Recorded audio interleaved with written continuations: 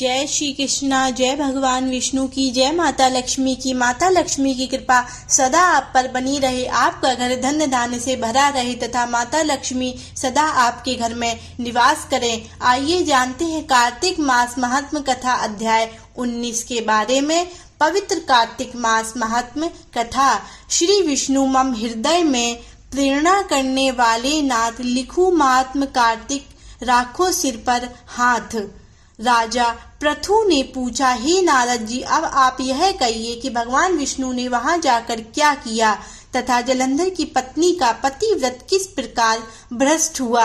नारद जी बोले, जलंधर के नगर में जाकर विष्णु जी ने उसकी पतिव्रता स्त्री वृंदा का पतिव्रत भंग करने का विचार किया।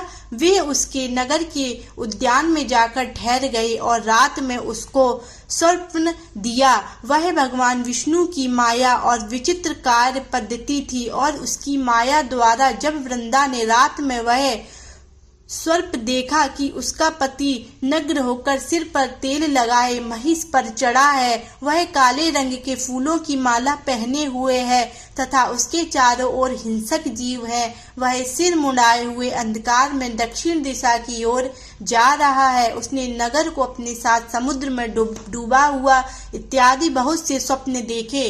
तत्काल ही वह स्वप्न का विचार करने लगी।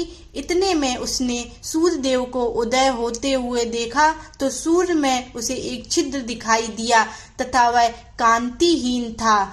इसे उसने अनिष्ट जाना और वह भयभीत हो रोती हुई छज्जे अटारी तथा भूमि कहीं भी शांति को प्राप्त न हुई। फिर अपनी दो सखियों के साथ उपवन में गई, वहां भी उसे शांति नहीं मिली। फिर वह जंगल में निकल गई, वहां उसने सिंह के समान दो भयंकर राक्षसों को देखा जिससे वह भयभीत हो भागने लगी। उसी क्षण उसके समक्ष अपने शिष्यों सहित शांत मौनी तपस्या वहां आ गया। भयभीत वृंदा उसके गले में अपना हाथ डाल उससे रक्षा की याचना करने लगी। मुनि ने अपनी एक ही हुंकार से उन राक्षसों को भगा दिया।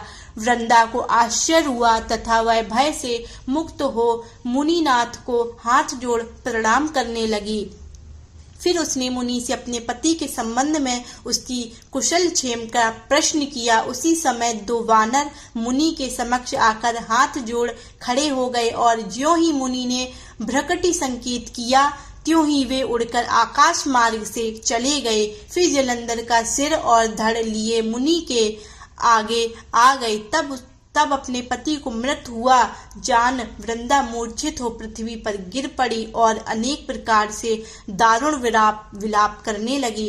पश्चात उस मुनि से कहा, हे कृपानिधि, आप मेरे इस पति को जीवित कर दीजिए। पतिव्रता दैत्य पत्नी ऐसा कहकर दुखी श्वासों को छोड़कर मुनीश्वर के चरणों पर गिर पड़ी। तब मुनीश्वर ने कहा, यह शिवजी द्वारा युद्ध में मारा गया है, जीवित नहीं हो सकता, क्योंकि जिसे भगवान शिव मार देते हैं वह कभी जीवित नहीं हो सकता। परंतु शरणागत की रक्षा करना सनातन धर्म है, इसी कारण कृपा कर मैं इसे जिलाए देता हूँ। नारद जी ने आगे कहा, वह मुनि साक्षात विष्णु ही थे जिन्होंने यह सब माया फैला रखी थी। वह वृंदा के पति को जीवित करके अंतर्ध्यान हो गए।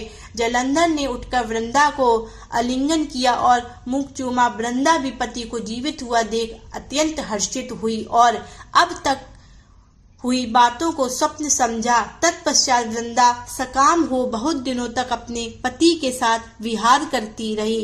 एक बार सुरत एवं संभोग काल के अंत में उन्हीं विष्णु को देखकर उन्हें ताड़ित करती हुई बोली, हे पराई स्त्री से गमन करने वाले विष्णु, तुम्हारे शील को धिक्कार है। मैंने जान लिया है कि मायावी तपस्वी तुम ही थे।